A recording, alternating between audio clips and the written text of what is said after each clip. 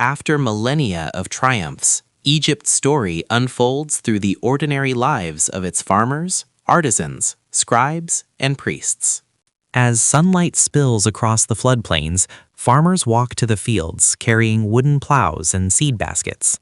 The Nile's floods leave rich black soil, the gift of the Nile, defining their entire world through flood, growth, and harvest. Life was a delicate balancing act between nature and divine order, maintained by the pharaoh in harmony with gods. In bustling workshops, artisans carved stone, molded clay, and wove linen, every stroke a prayer, a contribution to eternity. Metal workers forged tools and jewelry, their glowing furnaces spreading Egypt's aesthetics across generations. In quiet chambers, scribes sat with reed pens, carefully drawing sacred hieroglyphs, guardians of knowledge. Becoming a scribe offered intellectual prestige, making education one of Egypt's greatest strengths. At temple complexes, priests rose before dawn, purified themselves, and performed rituals connecting mortal and divine.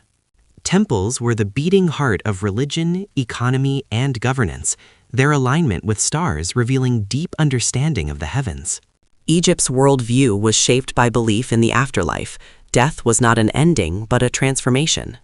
Elaborate mummification rituals prepared the body for eternity, while tombs with spells from the Book of the Dead guided the soul. Not even kings escaped judgment before Osiris in the afterlife. Further south, vast quarries supplied limestone, granite, and sandstone for temples, obelisks, and pyramids. Thousands of skilled laborers, driven by devotion and pride, dragged gigantic blocks using brilliant techniques to construct monuments. Egypt's interactions with Nubia brought conflict and wealth, while trade routes across deserts and seas made it a cultural crossroads. Its military evolved from infantry to elite horse-drawn chariots, demonstrating tactical sophistication in battles like Megiddo. Egypt's history was a cycle of renewal. Its culture persisted even under foreign rule, influencing Greek and Roman conquerors. Archaeologists at Amarna uncover humble tools and belongings, revealing lives of millions, not just kings.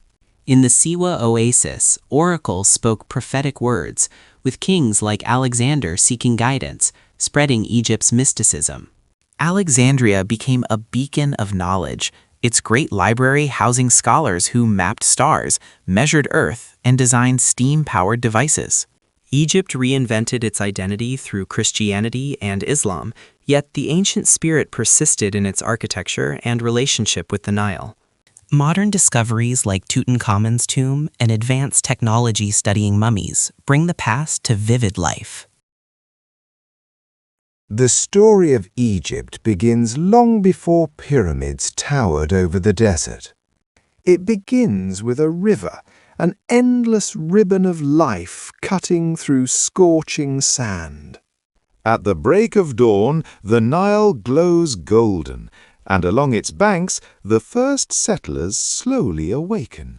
Around 6000 BCE, small communities gather near the river's fertile soil, planting wheat and barley, raising herds, and learning the rhythms of the flood. As the desert grows harsher, people move closer to the river. Slowly, Egypt divides into two distinct lands. To the south lies Upper Egypt, narrow, stretched along the Nile. To the north, the wide marshlands of Lower Egypt, lush with life. Each region has its own rulers, symbols, and crowns. Two worlds, two identities, sharing one river yet living in rivalry. For centuries, this tension grows. Around 3100 BCE, a ruler from Upper Egypt, Narmer or Menes, launches a campaign of unification. Dust rises from the battlefield as two crowns become one. Egypt is unified. And for the first time, the role of pharaoh is born, a divine bridge between gods and people. Time flows like the Nile, and Egypt enters its first golden age, the Old Kingdom. Pharaohs rule with absolute authority, supported by a sophisticated system. The idea of eternal life dominates their imagination. In Saqqara, Pharaoh Djoser commands his architect Imhotep to build something unprecedented. Layer after layer of stone rises into the sky. The step pyramid emerges, humanity's first massive stone structure. With this breakthrough, ambition grows. Khufu undertakes a project so grand it will command human awe for millennia.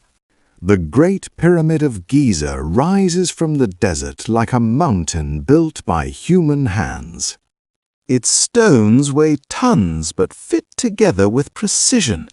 The pyramids of Khafre and Menkaure stand proudly, while the Great Sphinx, enigmatic, silent, eternal, keeps watch. Egypt has mastered engineering on a scale the world has never seen. Even magnificent pyramids cannot defend against nature. Droughts weaken the land. Famine spreads. Regional governors begin acting independently. The central government collapses. Egypt fractures again.